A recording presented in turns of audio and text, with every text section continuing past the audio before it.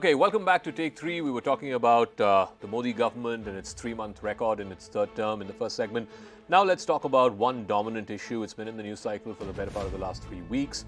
And we're beginning to see, I think, the shape and form of the political cost, the political toll it is taking. The RG car incident, Nalin, where this young doctor was raped and murdered. It happened in the early part of August, and we're still at the end of the month talking about it because A, about the brutality of the crime, B, what I thought was a pretty clumsy response of the state government. And now here we are in a situation where we're 3 weeks out from this very, very dastardly crime, and it's beginning to seem like Mamata Banerjee is rattled. Politically, she is beginning to feel the heat. Would you say that that's a fair assessment? I think there's no question about that. The protests we've seen on the streets of Calcutta after this dastardly crime.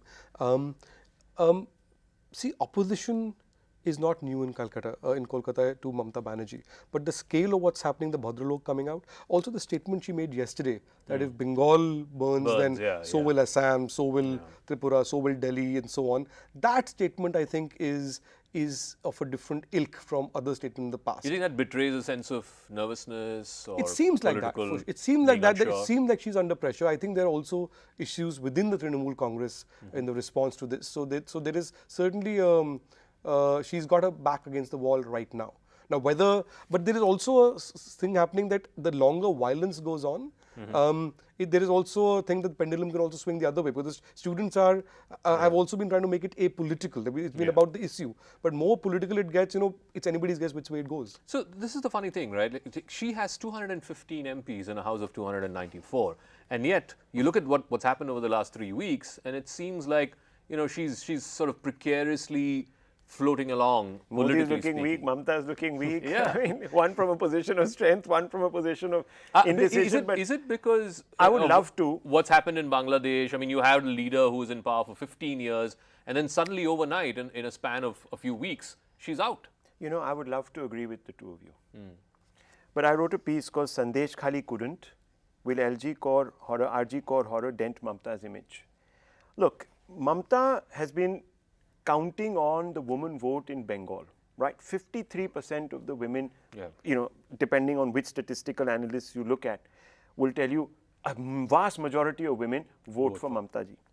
For the last decade, Bengal is consistently ranked among the top 5 states in India with the highest crime rate against women. That hasn't dented their confidence in Mamata Banerjee. Now, I just want you to remember. But you don't think this time is different? Well, I don't think so.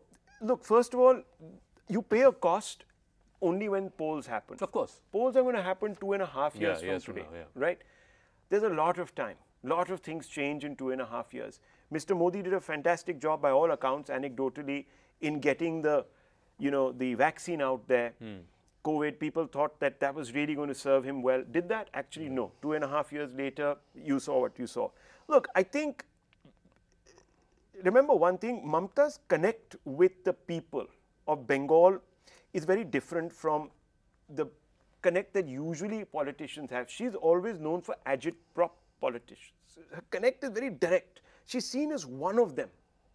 So, I mean, as I wrote in this piece, the fact is that the secret of her invincibility lies really in the fact that her connect with the people has never been as an administrator, but as an anti-establishment crusader for grassroots justice. Now, on this point, this very seminal point, she'll have to somehow come out of this. She has to find a way to extricate herself. She has to, absolutely. So whether it's now convening parliament convening the state legislature to pass this bill, passing a new law, she'll have to again come across as somebody who's crusading for the weakest. Because, the problem here, Nalin, is she is the Home Minister, she is the Health Minister, she is the Chief Minister.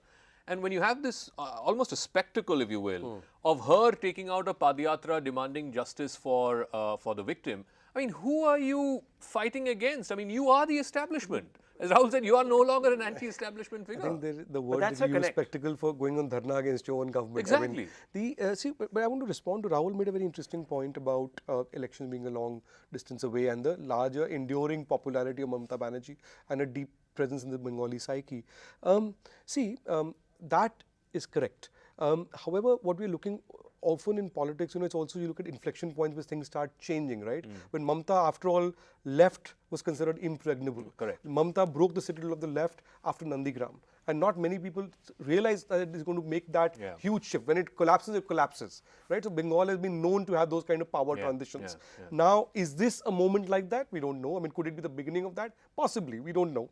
But somebody told me yesterday that, and they made a point akin to what Rahul was making, which was that, the Bengali in Kolkata is different than the Bengali in Midnapur. So, what we are seeing is also, while there's huge disgust at the crime that has happened, and there's a genuine outpouring of support, of emotion on that, the crowds right now we're seeing are in Kolkata. Is how much of this is this impacting in rural Bengal? We don't know. But could this be the beginning of a shift of perception? The other question is who takes advantage? Exactly. Who's in a position to? Is the BJP in a position that's to a take problem. Do they have the leadership, or are they seen still as that outsider party? Will it be the Congress or the left?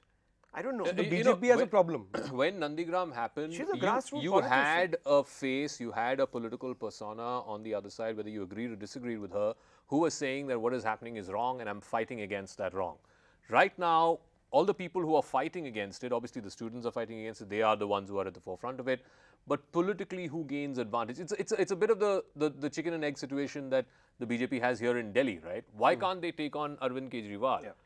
Because they haven't found a face who can match that of his. So do you see that happening between now and 2026 when the elections happen? From the anecdotal evidence that has come forth after the 2024 Lok Sabha elections, the BJP lost despite itself actually. It lost because, in spite of itself, because the fundamental point was that there was a problem in the state unit itself. Between who actually deserves to be projected and so on and so forth. There's a leadership vacuum. I don't know. I don't see anybody. Look, I mean, Mamata, when she was agitating against the left, had established herself as the agitprop, anti-establishment hero, so to speak. I don't see that there right now. I mean, no one from the BJP has been able to corral that kind of support. See, the BJP doesn't have a homegrown leader. It also has a perception of being the cultural outsider with Bengal, a North Indian sort of Hindu-centric party. Very often people make the argument you don't really need a big leader because, see, BJP has won other elections without leaders. But that's in states where it has always had a cadre.